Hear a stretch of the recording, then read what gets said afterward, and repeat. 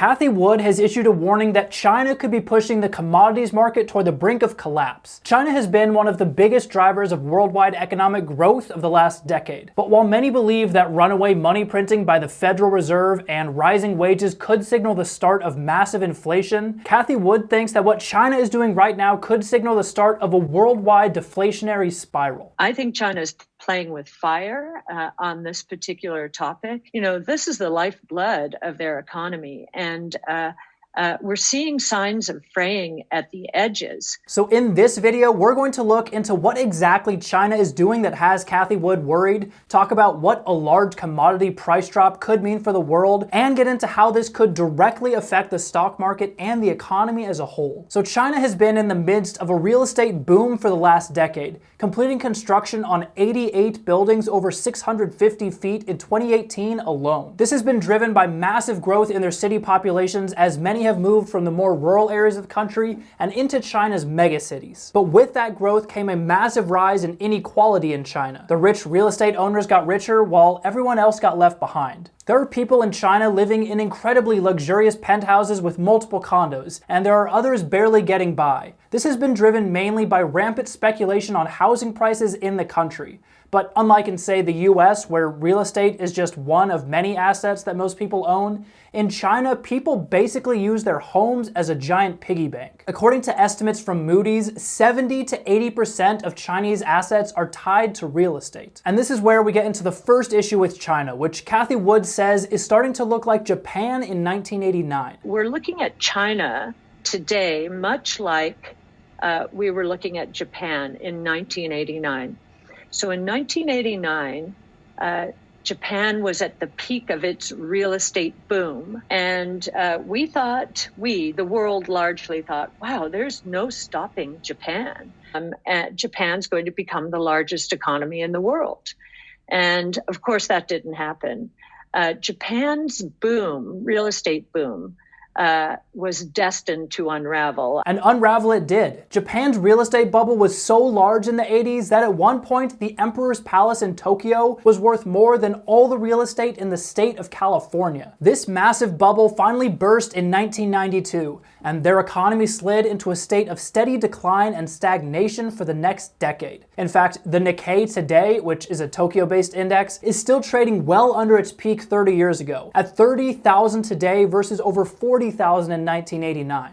But why does Cathie Wood say China is starting to look like 1989 Japan? And how could something in China affect our stock positions if we're not inside the country? Well, to understand that, we first need to talk about inflation. And not just Jerome Powell money printer theoretical inflation, but actual increases in the prices of products that we're seeing all around us. One common way to measure inflation is the CPI, or Consumer Price Index. This is a measure of the average prices consumers are paying for different goods over time. And it includes all kinds of different areas of the economy, from used cars to eggs to gasoline for our cars. And the CPI has risen by 6.2% over the past 12 months. But even this isn't a real measure of inflation, since it lumps a bunch of different categories together, and it's only when we look below the surface that we can see what's actually going on. For example, we've seen a historic shortage in used cars in the market for recent months, a phenomenon which has in turn led to soaring prices for used cars. But Cathie Wood calls this out as a specific area that could be misleading if we use it to try to track inflation. She says that maybe part of the reason for the shortage is because during lockdowns more people were buying cars so that they didn't have to use mass transit. Well, in this case, the so-called shortage in supply is really just a shift in the inventory of those cars from auto lots and onto people's driveways. So if auto manufacturers start to pump out more inventory, we could see a big swing in prices due to an oversupply of cars that just pushes their prices down. This could be compounded, according to Cathie Wood, by the fact that automakers would mostly be producing gas-powered cars, which she thinks consumer demand for is rapidly dwindling. But if we look back at the CPI, the single largest sector that saw price increases was energy, which increased a whopping 30% in the last year compared to food, which was up 5%, or other items, which were up around 4.5%. This crazy surge in energy prices was surprising, and during the call, Wood called out the fact that she had underestimated the rise that we would see in oil prices. I'm on record as saying a few things about oil, but that I was I have said that I would be surprised if oil prices surpassed their 2018 high. That was $77 per barrel. Today, we're at $81 per barrel, and we have gotten as high, I think, as $84 per barrel. But she also called out that she was right in her original reasoning for why she thought this. See, Cathie Wood is obviously a big believer in innovative technologies such as electric cars and renewable energy.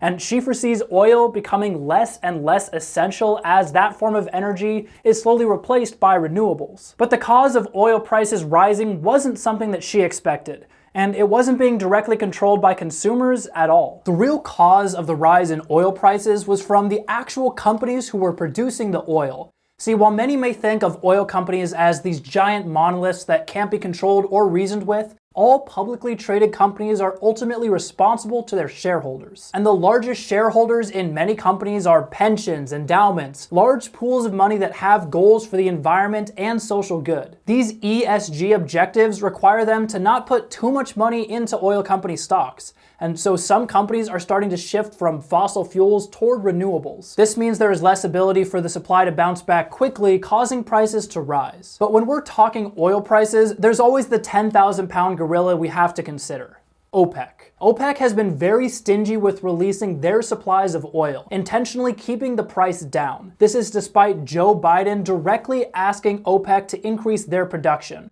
which OPEC did not seem inclined to do. While this behavior may be frustrating to some Western nations, Wood has said that she thought OPEC was actually acting against their own interests, seeing as higher oil prices would simply encourage more people to substitute in renewables instead. And the thing about renewables is once you set them up, you don't really ever stop using them. But even though rising energy prices may have more to do with global politics and environmental concerns than inflation, they could still trigger inflation indirectly.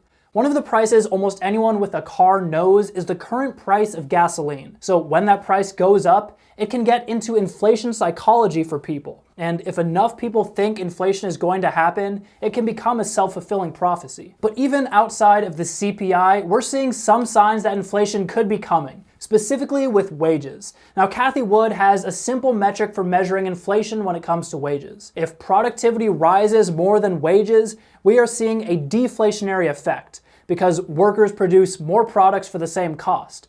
But if it does not, that's inflation. Historically, we've seen huge productivity gains from automation, digitization, and the move to the cloud, and in some cases from the application of AI. But we are also seeing massive wage growth in certain areas. Union workers at John Deere, for example, rejected the company's proposal for a wage increase of 23%, plus a recurring 5% increase in subsequent years for the duration of their contract. Just a 5% increase alone is almost unheard of, and the fact that the union rejected this deal shows that they clearly think they can get more. But even outside of the heavy industrial areas, Kellogg and Hollywood Cruises have also seen wage strikes, which again could be signs that inflation is already coming or that it's already here. But rising prices usually means commodity prices would rise too.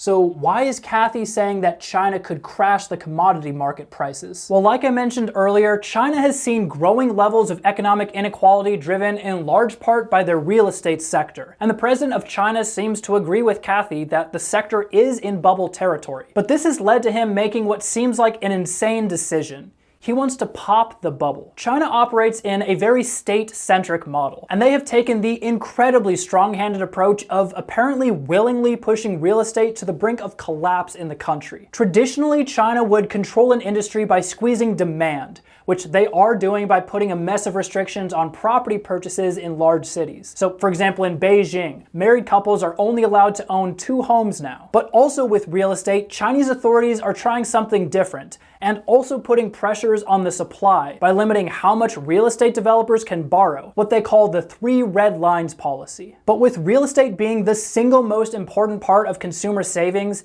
and real estate being driven down from all sides, Cathie Wood believes Chinese authorities are playing with fire by targeting the literal lifeblood of their economy. And this is where Cathie says we're seeing signs of fraying at the edges. When China has caught a cold, commodity prices get pneumonia. The iron ore prices in China have dropped more than 50% since the summer. Copper prices are down 10 to 15%. Digital commodities like DRAM prices are down 25 to 30%. And with China as the manufacturing hub of the world, prices falling in this region have a domino effect that can cause other commodities or items further up the supply chain to drop as well. It's exactly what Wood said. When China catches a cold, commodity prices get pneumonia. And that's just the natural cyclical deflationary pressures. According to Wood, we are also seeing secular forces of depletion from technology. AI, genomics, autonomous vehicles, all these technologies operate on an S-curve of ever-cheapening technology and computation. And each of these individual S-curves sort of feeds into the next one. AI training costs, for example, are declining 60% per year. As that permeates industry, it will lead to cheaper manufacturing, which will lead to cheaper autonomous vehicles. Or it could result in productivity increasing for white-collar workers faster than their wages do. While we might traditionally think of technology in terms of tech stocks that are always going up in value, when we look at any given piece of technology, it almost always drops in value over time, which is why she says that technology is inherently deflationary. So take these two deflationary forces together. Commodity deflation driven by China's economic and social policies, as well as secular deflation from innovative tech companies. And you get a pretty strong argument against some of the data that we're seeing from the CPI indicating that inflation is here to stay. And in a deflationary world, aside from the commodity market getting absolutely trashed, we could also see a drop in the stock market as people are more incentivized to move to cash since it gets more valuable every year versus risking that money on high-flying growth stocks like I often talk about on this channel. On the flip side, if we do see very high inflation, that could also hurt growth stocks due to effects on lending rates and the value of money. And at the core of this whole situation is China, sitting there with their real estate bubble, with their leadership trying as hard as they can to make the whole thing pop. But Cathie Wood clearly has her opinion, but what do you think will happen with inflation? Don't forget to like and subscribe, and I'll see you next time.